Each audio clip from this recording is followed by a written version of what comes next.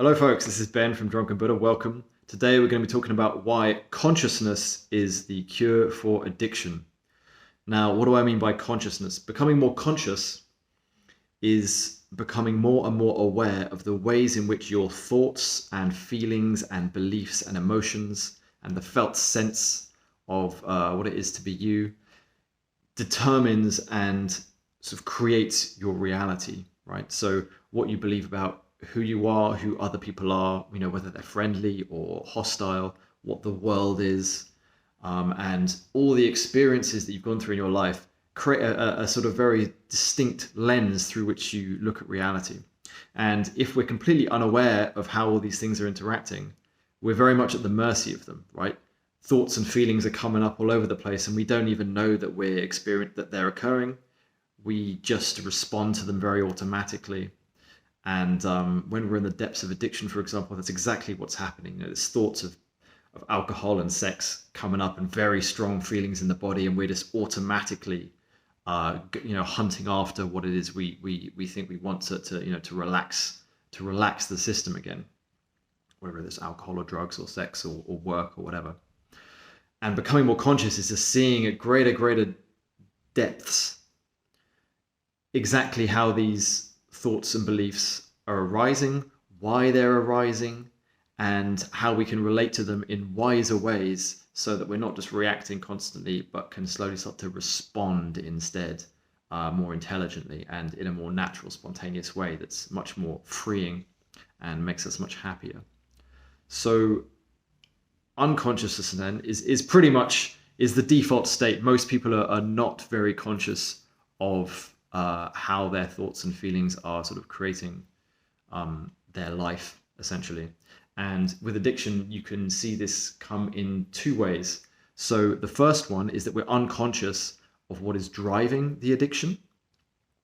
And the second part is even once we've sort of become more conscious of what's driving the addiction, we're unaware or unconscious of what that needs, of how we should relate to it.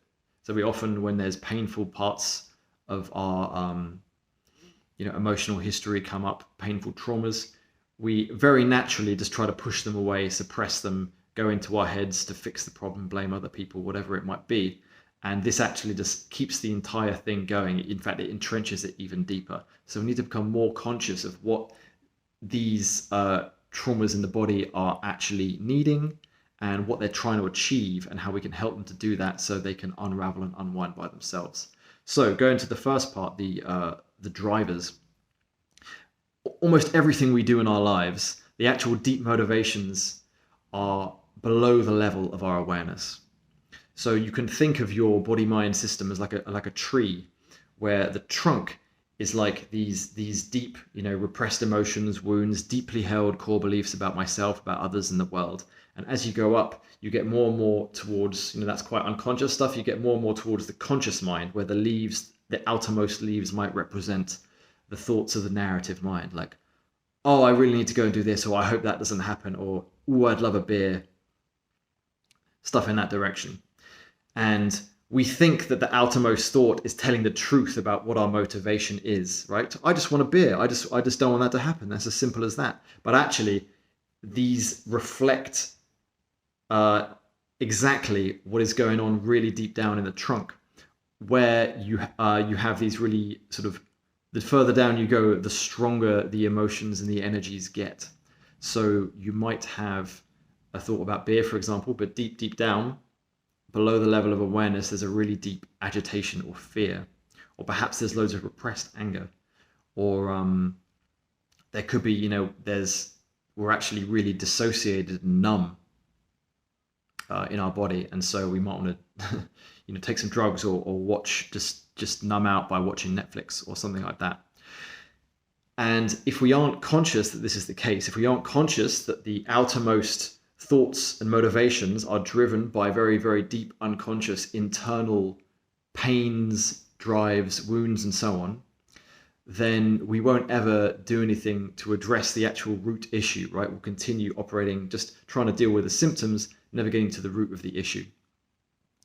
And you can, just a quick example of how you might become more conscious is noticing each time you have some thought that's trying to, get you somewhere, where you're trying to manipulate reality to feel a certain way, just pause and ask yourself sort of what am I trying to escape from here? What am I trying to run away from here? If you just sit down, close your eyes, go inside, you might find that there's a great sense of tension across your entire body, or that there's some specific pain. You're feeling anxious. Maybe you're feeling nothing at all, but you're feeling it's such an intense nothing. It's like unpleasant. It's like total dissociation, numbness. These are the kinds of things that we're trying to medicate with our addictions, right? If we drink beer, go gambling, get addicted to computer games, this is all just trying to medicate these really deep feelings in the body. And it's not until we make these feelings conscious that we can start to heal our addiction, okay? Just like with any other health issue, you've got to get to the actual root of the issue. You can't just try and deal with the symptoms. You've got to become conscious of what's causing it deep down.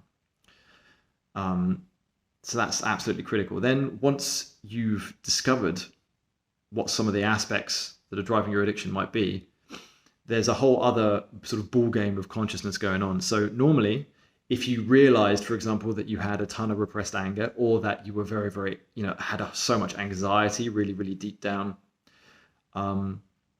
you might react to that. We're taught to react to that essentially in our society by fixing it, just forgetting about it, trying to ignore it, distract from it, just pushing it down, numbing out to it, all of that stuff, which is fine.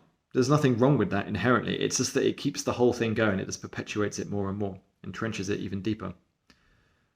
What we need to do instead is figure out what these deep emotions and feelings are trying to do, because anxiety, for example, is a survival response. It's a fear that arises to try to protect you from something, and it's a physiological survival response, which means it's before the mind. So there's a kind of a pure energy of anxiety that can come up if you start exploring this stuff. And so instead of pushing it away, pushing it down, numbing out, you've got to see if you can allow yourself to be with it to whatever extent feels safe. And feeling safe is very important here. But if you've cultivated some sense of that safety, or you're supported by someone, a therapist who can help you, you can go into that anxiety and allow your whole body to feel that anxiety, to be anxious, to simply let it be as it is, to let it do what it came here to do, essentially. It's like it's come here to Earth with a mission, which is to protect you from something, and you've got to let it carry out its task, which means fully feeling it fully. So that anxiety, you can just really feel it in the body, just letting say if it's in the chest, for example, really letting it feel anxious, maybe just holding it and just letting it rock and roll, essentially. And if you just stay with these things, they tend to resolve themselves on their own. If they're not resisted, they will pass through, generally speaking. And there are nuances there, but that's sort of the cut and thrust of it on the whole. So now at this point, you can hopefully see why becoming conscious is so important, because if you're not conscious of the drivers, and if you're not conscious of how you should relate to them, then there's absolutely no way, nothing that you do will shift your addiction in any meaningful sense. There are many things you could do to cope with it, and those are fantastic and great. But if you want to really start to heal, you need to become conscious of the core drivers of your addiction and how you can relate to them, bring to them what they need, the love, the compassion, the acceptance, the allowance, to really help them to resolve themselves. And that's where it comes back to that natural and healing intelligence of the body, because these emotions, they're very intelligent. They aren't just stuck in your body. They aren't just stuck here because they're stupid, because they're just here to piss you off. They're here because they didn't, you weren't given the support you needed. You weren't told or helped to feel these very powerful feelings. They were just too overwhelming, so you had to suppress them. And now, hopefully later in life, you can slowly learn new ways of relating to them. And once you do that, you'll find that you can slowly start to integrate these different parts of you that you have, sort of had to push away from you in the past, and that are sort of still there. And once you do that, that's essentially a massive part of the healing journey, finding these abandoned parts of yourself, slowly integrating them. And if you do that, you'll find that the addictions start to fall away by themselves, because it's like the trunk of the tree gets lighter and lighter. And so the leaves, the narrative thoughts no longer have to ask to go get beer or gambling or whatever, because there's much less pain in the trunk that has to be medicated by that. And the thoughts get lighter and less frequent and less intense. And you've got much more energy and space to think about creative things, for example, or whatever it is. More authentic aspects of yourself start to be reflected in your thoughts, rather than just the pain that's held within. So if you want some more ideas on how you can do this kind of work, I've got a free toolkit with huge amounts of techniques, skills, ideas, exercises for doing all sorts of emotional healing work. And I do work with people one-on-one, so you can check me out on my website, www.drunkenbuddha.com. No, that's not it, .net, drunkenbuddha.net. So hope you enjoyed that. Peace out.